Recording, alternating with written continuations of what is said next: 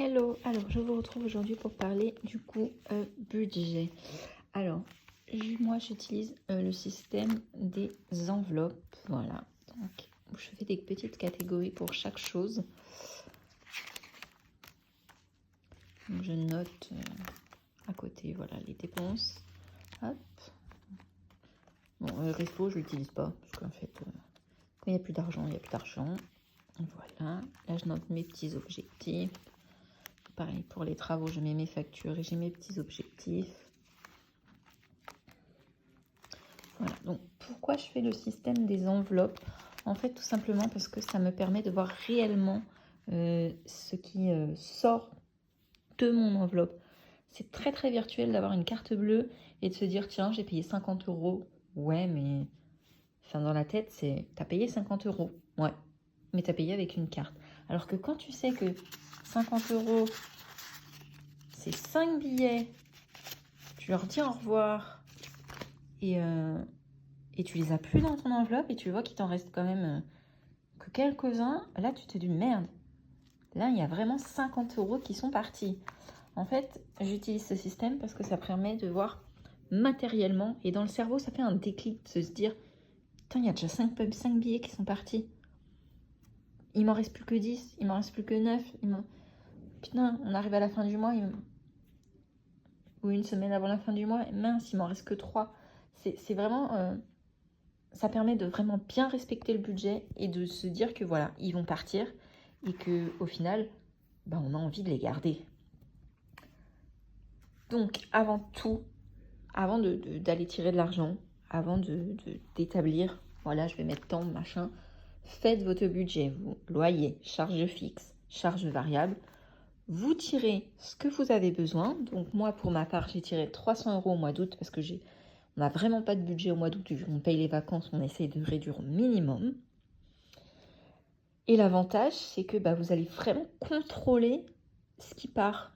Et en le fait d'avoir des billets, vous allez avoir envie de les garder. Donc, vous allez avoir envie de moins dépenser. Et plus on les voit partir, plus on a la sensation de se dire merde. Même si c'est vital de les avoir dépensés, on se dit mince, faut que je trouve une solution, faut que je réduise. Je veux garder ces billets, je les veux pour moi et je veux qu'à la fin du mois, il m'en reste autant.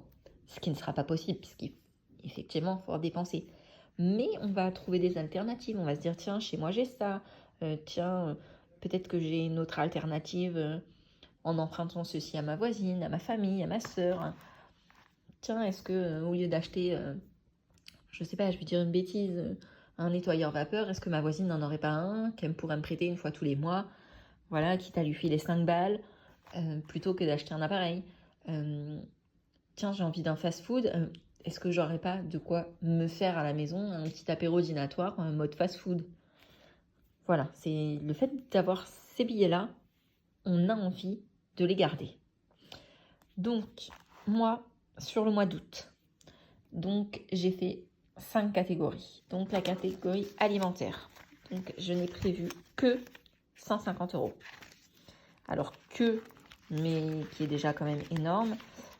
Parce qu'on a notre jardin, notre potager qui donne beaucoup en ce moment. On a aussi nos animaux qui nous donnent des œufs.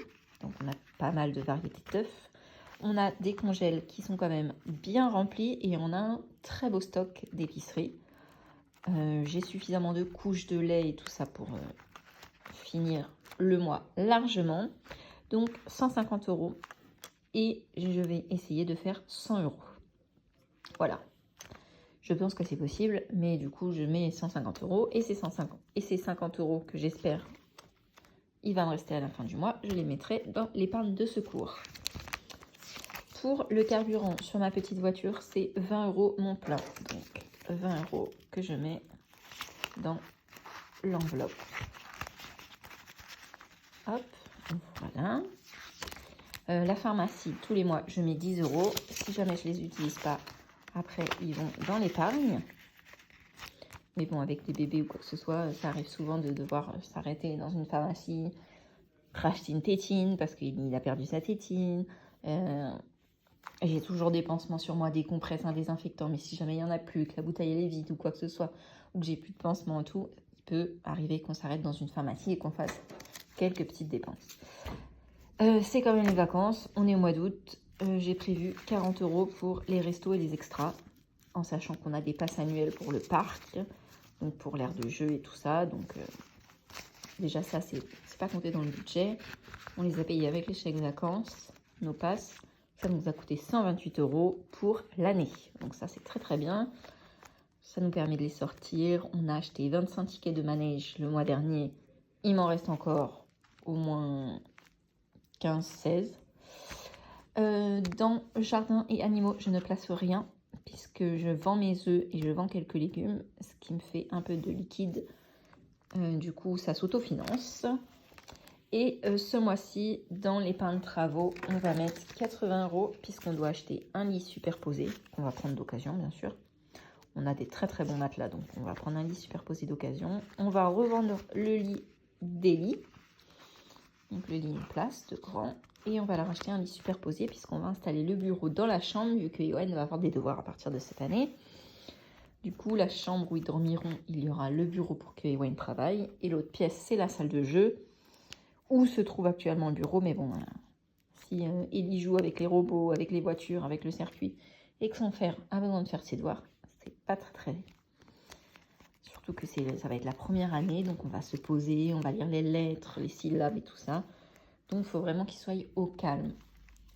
Donc, j'ai placé toutes mes petites sommes. L'objectif, c'est de garder le plus de billets possible à la fin du mois. Voilà. C'est pas une solution qui convient à tout le monde. Ça se peut que ça se passe très bien avec certains, que certains détestent ce système-là. Moi, je sais que payer en carte bleue, pour moi, c'est trop facile. Et que du coup, je ne compte pas forcément. Quand je regarde mon compte, que je vois qu'il est en positif, bah, je me dis, bon, bah, c'est bon, je suis large. Mais des fois, on se retrouve à la fin du mois, on se dit, merde, j'ai fait 600 € de course, quoi. C'est quoi cette merde? Alors que, on a acheté des trucs qu'on avait déjà dans les congélateurs. Ou alors, je me suis dit, mince, je sais pas s'il m'en reste ou j'ai pas regardé. Voilà. On n'est pas parfait. Il y a des mois où on se tape 600 balles de course. Et il y a des mois où on tourne à 150 € parce que vraiment, je me pose à plat, je fais mes enveloppes et là, je me dis, bon, il faut vraiment qu'on fasse attention. Ça ne sert à rien de dépenser 600 € si avec 150-200 € tous les mois, on est très bien et on manque de rien. Donc, je vous conseille de tester. Au pire, si ça ne vous convient pas, vous essayez une autre technique. Mais je pense que pour beaucoup, ça permet d'avoir ce petit déclic qui fait qu'on a envie de garder ses billets, qu'on a envie d'économiser. Mais voilà, on n'a pas la sensation non plus de se priver. On sait qu'ils sont là, que le budget est là et que s'il faut, on peut le dépenser. Je vous ferai un petit bilan à partir du 15 août, donc au milieu du mois. Et je vous dirai, moi, comment ça se passe. Et puis, je verrai aussi vos réactions.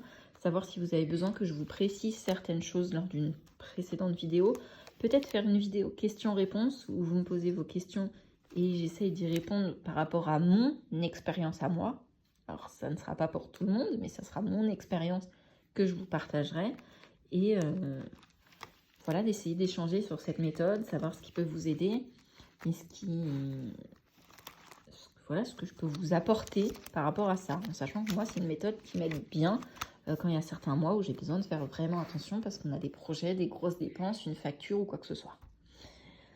Je vous retrouve très vite pour une prochaine vidéo et j'espère que ça vous apportera quelques petits notions d'enveloppe en sachant qu'il n'y a pas de solution parfaite, il n'y a pas d'explication parfaite, ça va vraiment dépendre de chacun. Je vous retrouve très vite et je vous souhaite plein de courage.